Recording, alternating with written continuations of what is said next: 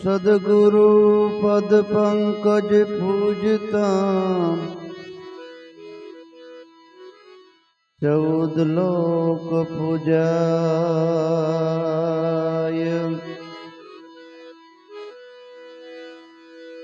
शिव विरंची शारदा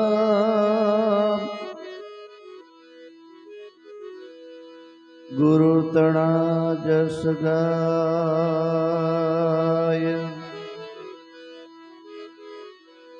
शिव विरंची शारदा गुरु तणा जस गाय।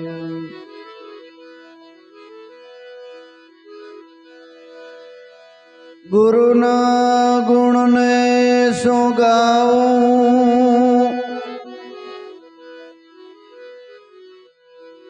मुख थी कहूं तो माप न आवे।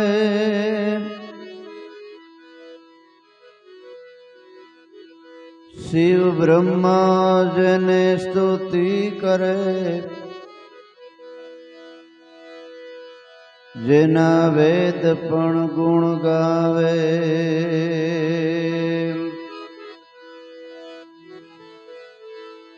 शिव ने ब्रह्मा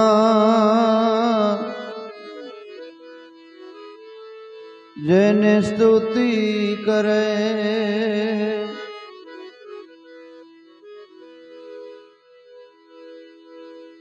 जेना चार वेद पण गुण गावे।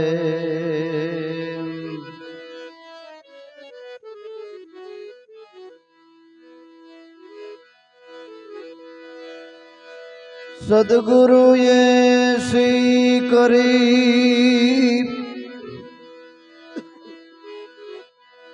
जैसी करे नहीं कोई। सात दीप नवखंड में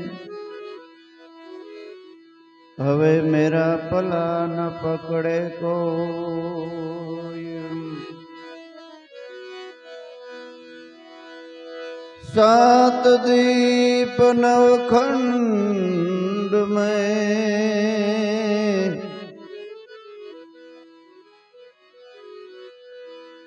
मेरा पला पकड़े नहीं कोई।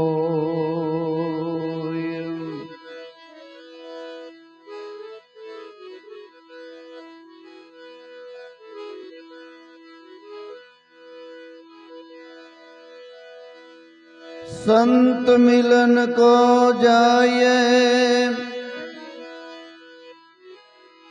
तजी मोह माया ने अभिमान। ज्यों ज्यों पाँव आगे धरे कोटिक यज्ञ समान। ज्यों ज्यों पाँव आगे धरे तो कोटिक यज्ञ समान।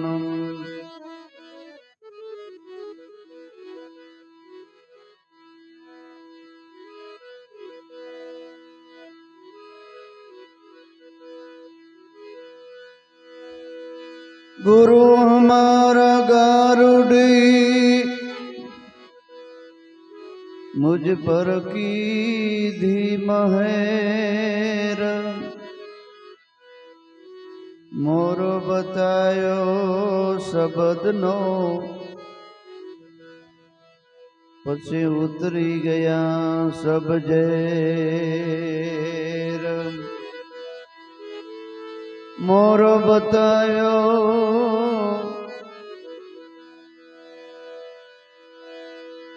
मरम तणो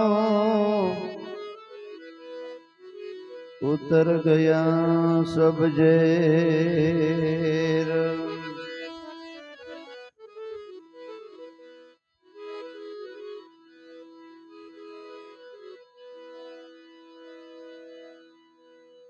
આપણે એમ થાય કે જઈ આપણે સત્સંગમાં ગુરુના બાળકો એને તો ખબર હોય કે ગુરુનો મહિમા બહુ મોટો છે, પણ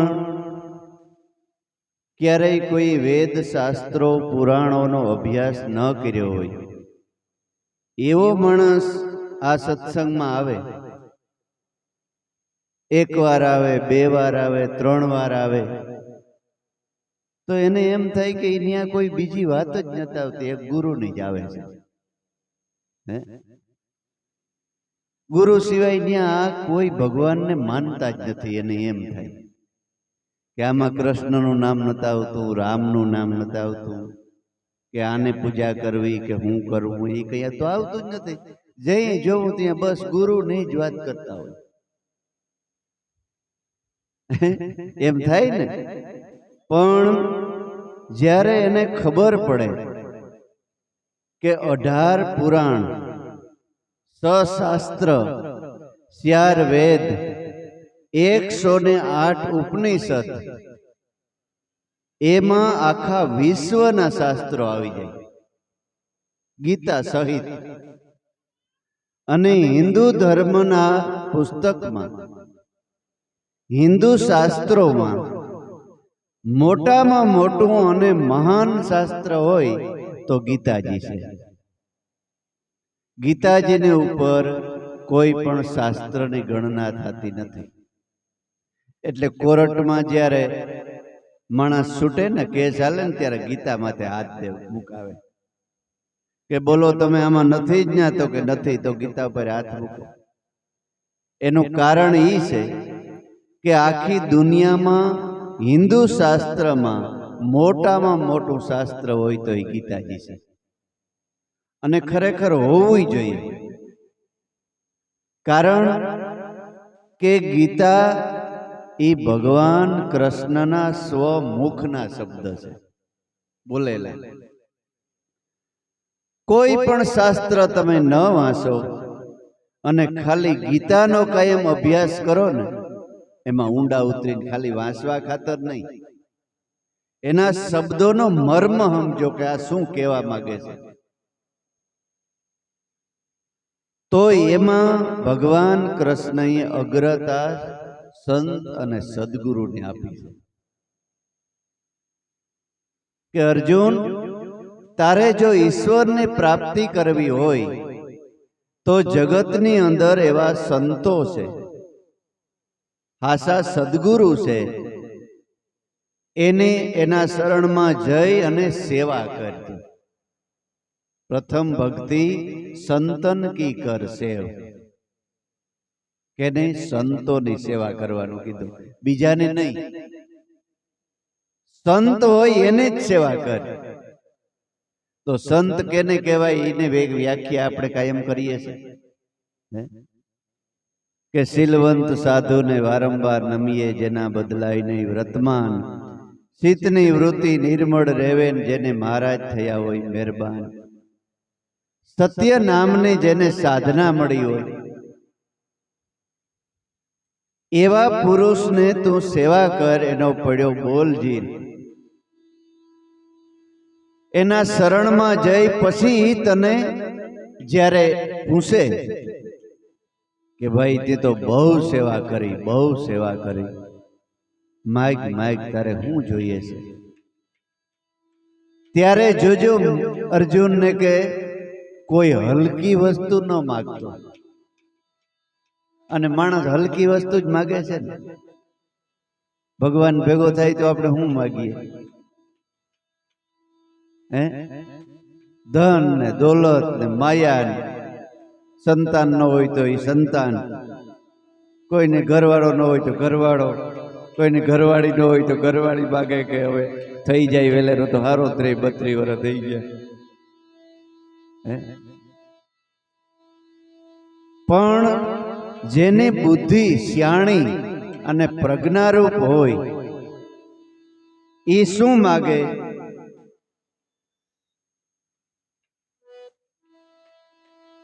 શું માગે? કે ભગવાનનું શરણ જોઈએ છે.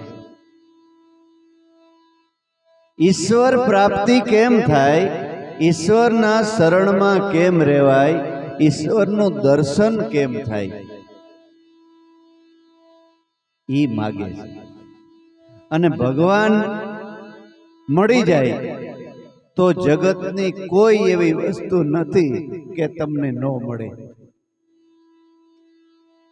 કોઈ પણ વસ્તુ જગતમાં અશક્ય નથી ભગવાન મળી જાય તો. પણ માગતા નથી આવડતું એનું કારણ છે કે મહાપુરુષોના સંતોના સત્સંગમાં બેઠા નથી, એનું શરણ ગ્રહણ કર્યું નથી. એટલે ભગવાન કહે છે કે તું ભૂલ ન કરતો. સંતો કહે ને આપા ગીગાને કે 12 વર્ષ સેવા કરી.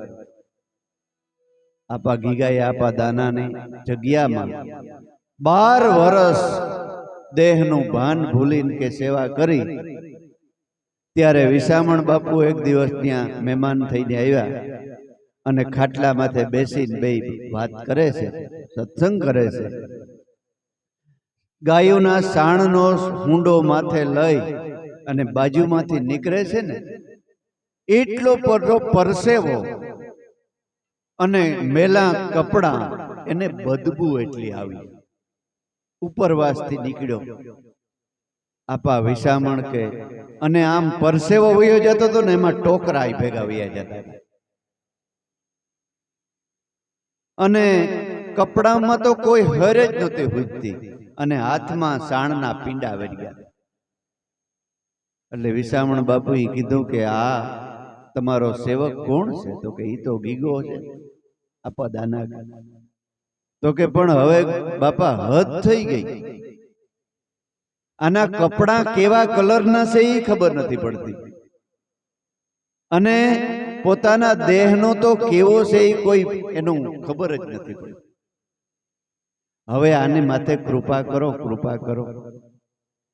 તો વિસામણ કે ઓલા આપા દાનાએ કીધું કે વિસામણ તું પાળિયાદનો પીર છે, તારાથી થાય.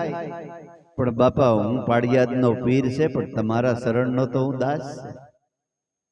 તમારી આજ્ઞા વગર મને મારાથી કઈ ન પગ ન ભરાય. એટલે આપા દાનાને કીધું કે તો બોલાવી લે. ગીગાને બોલાવ્યો. આપો ગીગો કે બાપા હું સાણવાળા હાથ ભર્યાથી જરાક ધોતો, હવે ધોવાના જવાના નથી તારે, હવે તારી સેવા પૂરી થઈ. હવે ભલે સાણવાળા હાથ ભર્યા હોય. એ આપા દાનાએ પોતાનું ફાળિયું ખભેથી ઉતારી અને કે આપા ગીગાના સાણવાળા હાથ લોહી નાખ્યા, પરસેવો બધું લોહી નાખ્યું અને કીધું કે બે બે આ બાપાની સામે બે, હવે તારી સેવા પૂરી થઈ. હવે તારે આ સેવાનું ફળ શું જોઈએ છે? બોલ ગીગા. તો કે બાપા બીજું કઈ નથી જોતું, જુગો જુગ તમારી ભક્તિ ભગવાનની અને સદગુરુનું શરણ જોઈએ છે, બસ. ત્યારે આપા દાનાએ શાબાશી આપે કે શાબાશ ગીગા શાબાશ, દુનિયામાં કોઈને માગતા નથી આવડતું, તને માગતા આવડ્યું. સન્મુખ બેસાડી અને મહામંત્રનો ઉપદેશ આપ્યો અને કીધું કે જા તારી ઉપર સદગુરુનો હાથ છે અને તારે જોઈએ એવી 108 ગાયો લઈ જા અને ગાયોની સેવા કર અને મેં તને જે ભજન 10મી ભક્તિ બતાવીશ એ ભક્તિ કરજે. દુનિયામાં મારા કરતા જ્યાં તું સવાયો પાકીશ. 108 ગાયો લઈ આપા ગીગા વનની અંદર સારતા સારતા સારતા આંબાજરને કાંઠે ગયા. ત્યાં સાંજ પડી ગઈ. 5 આંબા હતા અને સુંદર મજાનું પાણી ખડખડ ખડખડ આંબાજર વહેતી છે. ત્યાં શાંતિથી બેસી ગાયોને દોઈ ટાઢો રોટલો દૂધ ખાઈ લીધું અને શાંતિથી રોકાઈ ગયો. સવારના પોરમાં આપો ગીગો બેઠો છે ને ગોવાળિયા નીકળ્યા. ઓહો આપા તમે તો આપા દાનાના આશ્રમના ગોવાળિયા કે નહીં? તો કે હા ભાઈ, આપા દાનાનો હું ગોવાળિયો છું. તો કે આય? તો કે મારા સદગુરુએ મને સતનો રસ્તો બતાવ્યો અને હવે મને સતને આધારે જીવવાનું કીધું છે. એટલે હું અહીં સતને આધારે બેઠો છે. એ સતાધાર જેવું ના ધામ બની ગયું. સતનો આધાર અને સતાધાર દેશ વિદેશથી અને ઇન્ડિયાનો વડોપ્રધાન પણ ન્યા નમવા ગયો. હે એટલે સંત મિલન કો જાયે તજી મોહ માયા ને અભિમાન, જ્યું જ્યું પાંવ આગે ધરે તો કોટિ યજ્ઞ સમાન. કોઈ કે 5 કુંડીનો યજ્ઞ કર્યો, કોઈ કે 10 નો કર્યો, કોઈ કે 500 કુંડીનો યજ્ઞ કર્યો, કોઈ કે 1100 કુંડીનો યજ્ઞ કર્યો. તો આ સંત હું કહે છે કે સંત મિલન કો જાયે તજી મોહ માયા ને અભિમાન, જ્યું જ્યું પાંવ આગે ધરે તો કરોડ યજ્ઞનું ફળ મળે. 1 કરોડ કોટિક યજ્ઞ સમાન. એમ કહેવાય છે કે પાંડવોએ રાજસુ યજ્ઞ કર્યો ને જ્યારે, ત્યારે કે આકાશમાંથી ગુરુદેવે કીધું, ભગવાન કૃષ્ણએ કીધું કે આકાશમાંથી નોળિયો ઉતરશે અને એ યજ્ઞને રાખમાં લોટશે ને એટલે નોળિયો હોનાનો થઈ જાય અને નગારા વાગશે. ત્યારે માનવું કે તમારો યજ્ઞ સડી ગયો, યજ્ઞ પૂરો થયો. નોળિયો ન ઉતર્યો, નગારાય ન વાગ્યા. પાંડવો ભગવાનને કે આવડો મોટો ખૂબ ખર્ચો કર્યો, પણ યજ્ઞ નહીં અમારો અધૂરો રહી ગયો. હે તો કે કોઈ સંત પુરુષ રહી ગયો નથી ને. તો કે ઈ ભગવાન તમે, તમારે અમારા ગુરુ છે, એ તમારા હાથની વાત છે. ભગવાને વિચાર કરીને જોયું તો એક રક્તપીતિયો, જેને કોઢ થયો છે રક્તપીતનો, વાલ્મીક ભંગી જ્ઞાતિનો વાલ્મીકી, જે હાલી ચાલી હકતો નથી, ઈ પ્રસાદ લીધા વગરનો રહી ગયો છે. આને લીધે તમારો યજ્ઞ અધૂરો છે. આમંત્રણ દીધું છે તો કે ના બાપુ, ઈ ભૂલાઈ ગયો છે. તો કે તો ક્યાંથી ચડે? એટલે કીધું કે રામ ભજતો કોઢી ભલો, ભલે સુવે હાડ ને શામ, કંચન કાયા શું કામની, જેના મુખમાં ન હોય રામનું નામ. કંચન વર્ણી સોના જેવી કાયા હોય, પણ મુખમાં રામ ન હોય તો શું કામ? પણ રામનું નામ હોય તો ભલે હાડ ને માંસ સૂતા હોય, રક્તપીત્યો હોય, 18 વાંક વાળો હોય, પણ જેના મુખમાં રામનું નામ છે ને, ઈ જગતમાં હાસો માણસ છે. માણસ આપણે નથી કહેતું કેવું પડતું ભાઈ કઈક માણા થા, માણા થા. તો માણા તો છે, છતાંય કેમ કેવું પડે માણા થા? હે એટલે તો કે તો હમણાં જ દઈ આવું. અર્જુન રથ લઈને આમંત્રણ દેવા ઉપડ્યો કે બાપુ આવો ને, તમારા વગરનો અમારો યજ્ઞ અધૂરો છે. તો કે હા ભાઈ આવું, પણ મારી એક શરત છે. તો કે હું? તમે જે યજ્ઞ કર્યો ને એનું ફળ જો મને આપી દો તો હું તમારા યજ્ઞમાં પ્રસાદ લેવા આવું. અર્જુનને પરસેવો જરવાડા ઊભા થઈ ગયા કે એવડો દુનિયામાં મોટામાં મોટો રાજસુ યજ્ઞ કર્યો ને ઈ આ ભાભો લઈ જાય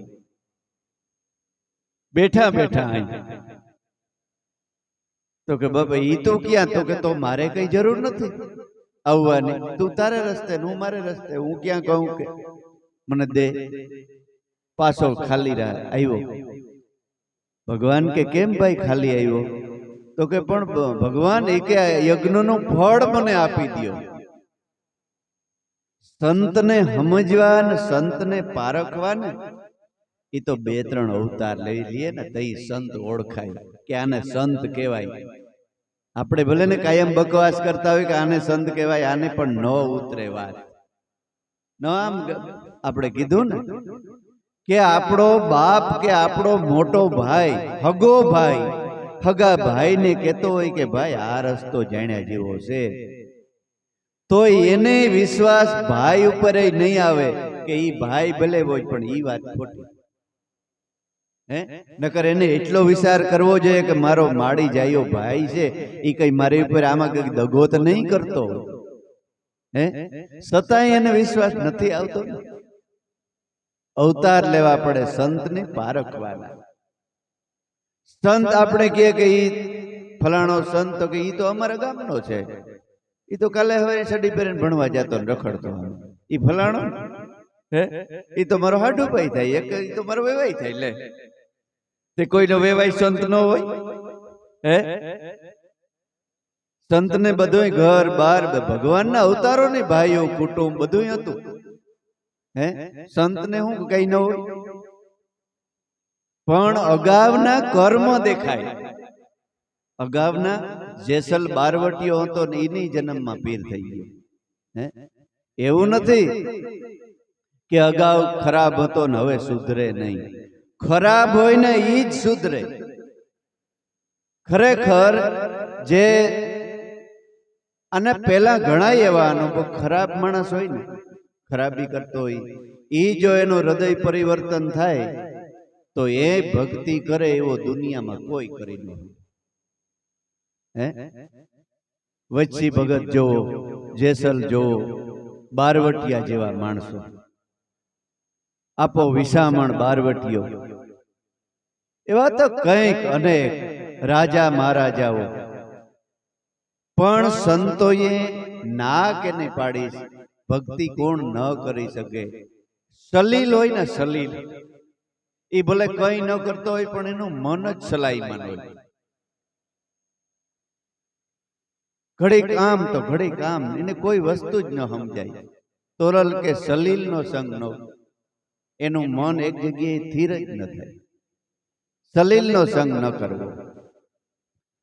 એટલે ભગવાન કે અર્જુન, તું હજી કાસો છે, એક કામ કર, તું બેન દ્રૌપદીને લઈને જા પાછો. અર્જુન કઈ ન બોલ્યો કે કેમ ને હું હરહ, કે ભાઈ મારી ઘરવાળી દ્રૌપદી હરહ, કે આમ ને તેમ ને. કોઈ વસ્તુ સંતો પાસે ડાપણ કરવાનું આવતું જ નથી. એક વાત ગુરુજી કરે તો સામે બે ત્રણ હણાવે, મૂર્ખને બોધ ન લાગે. એક વાત કરે તો સામે 10 કરે. પણ અર્જુન જેવો અર્જુન એક શબ્દ ન બોલ્યો કે આનું શું કારણ છે. મૂંગે મોઢે કીધું કે હાલો બેહી જાવ રથમાં. એ દ્રૌપદી, પુરુષની બુદ્ધિ જ્યારે બંધ થઈ જાય ને ત્યારે સ્ત્રીને ચાલુ થાય અમુક અમુક બાબતમાં. જ્યારે જ્યારે આ જગતમાં પુરુષ મૂંઝાણો ને ત્યારે આ જગતની આર્ય નારીઓએ રસ્તો બતાવ્યો છે. આપને ટેકા દે એવી આ આર્ય નારી જગદંબાઓ આ જગતમાં થઈ છે. એટલે એક શબ્દ બોલ્યા વગર અર્જુન કે હાલો બેહી જાઓ દેવી. બેહી ગયા. આમ થોડેક છેટે રહ્યા ને તો અર્જુનને કીધું કે હવે અહીં રથ ઉભો રાખો. કારણ કે અર્જુનને બોલ્યા જેવું જ નહોતું કઈ. પેલો અખતરો કરી આવ્યો હતો એટલે આ ક્યાંય એમ જ કરવાનું હતું. અર્જુન રથ ભટનારો ઉભો રાખી દીધો. રાખી અને હાલો આગળ દ્રૌપદી આલ્યા ને પાર્ષદ અર્જુન વયો જાય છે. જય અને વંદન કર્યા, પરિક્રમા કરી અને હાથ જોડીને કીધું કે પ્રભુ ગુરુદેવ, અમે રાજસુ યજ્ઞ કર્યો છે, તમારા વગરની એમાં ખોટ વર્તાણી છે, અમારી ભૂલ થઈ ગઈ. હવે પધારો, આ દાસીને રસોઈ પ્રસાદ લ્યો. અરે દીકરી, હું ક્યાં ના પાડું, હું તો આવું જ છું. તો કે તો હાલો ને, પણ મારી એક શરત છે. તો કે હું? તમે જે યજ્ઞ કર્યો ને એનું ફળ મને આપી દો. દ્રૌપદી કે બાપા કેટલા યજ્ઞનું ફળ જોઈએ છે? તો કે પણ આ તો કહે કે એક જ કર્યો. તો કે દ્રૌપદી કે મેં ઘણાય કર્યા હોય ને, એની ભલે ને એક જ કર્યો હોય, મેં ઘણાય કર્યા હોય. તો કે કેવી રીતે? તો કે જો રથ એટલે જ વાહમો ઉભો રાખ્યો અને શાસ્ત્રો અને સંતોની મત છે કે સંત મિલન કો જાયે તજી મોહ માયા અને અભિમાન છોડી નિર્મળ થઈ અને સંતના શરણે જઈએ ને, ઘેરથી હાલીએ ને તો પગલે પગલે તમે યજ્ઞ કરો છો. આપણા ગુરુદ્વારે જાઓ, ઘરેથી હાલો ત્યાં તો ભજનમાં સુરતા લાગી જવી જોઈએ કે સંતોના શરણમાં જવું છે. તો તમે જેટલા પગલા ભર્યા ને, એક શ્વાસથી તમે સ્મરણ કરો ને, યજ્ઞ તમે કર્યો છે. એટલે એનું નામ ઉમિયા પડ્યું. ઉમિયા પાર્વતી ભગવાન. આપ એક પછી વાત કરીશ.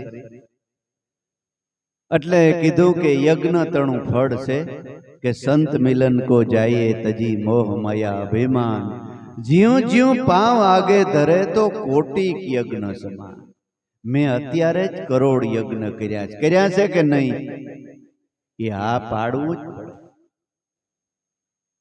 ત્યારે કીધું કે સાબાસ બેટા સાબાસ, મારે યજ્ઞનું ફળ જોતું નથી, પણ તમને સમજાવવું છે.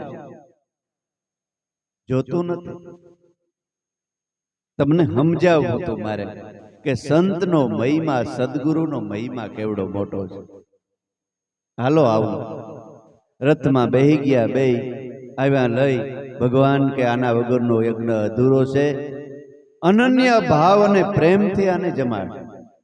32 વાટકે રસોઈ બનાવી અને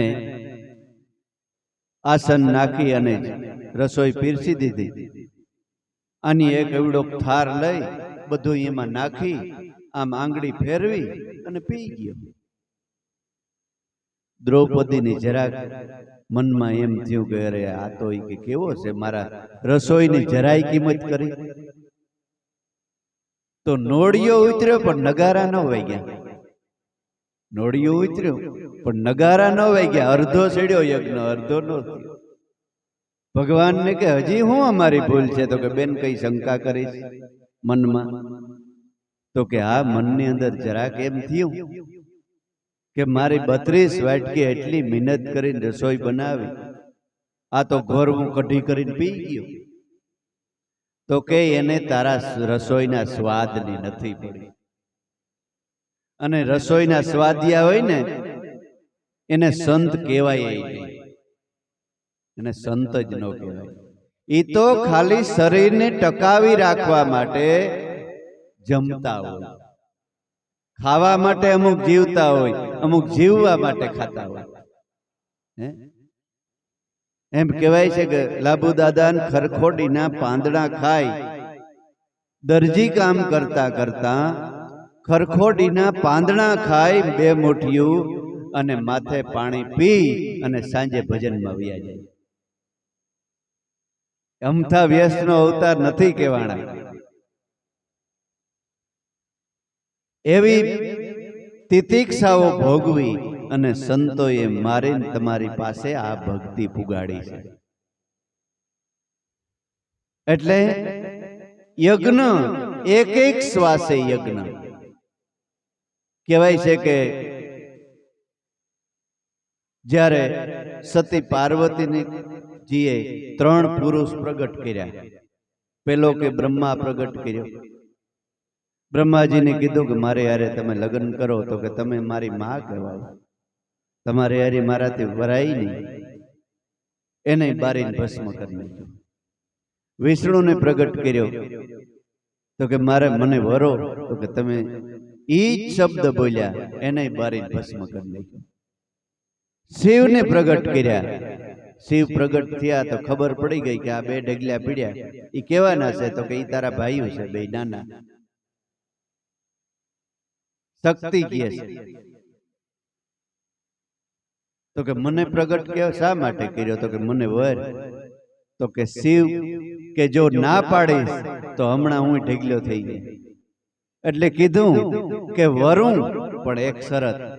તો કે હું તને હું 100 વાર 108 વાર તને યજ્ઞમાં હોમું, અગ્નિમાં. પછી તને પવિત્ર થયા પછી હું વરું. તો કે કબૂલ છે. એટલે કે 108 વાર ઉમી ઉમાણી ના એટલે ઉમિયા નામ પડ્યું. ઉમાણી આપણી સુરતાને શ્વાસો શ્વાસમાં ઉમવાની છે. બાકી લાકડા કાપીને યજ્ઞ તો ઘણાય કરે છે.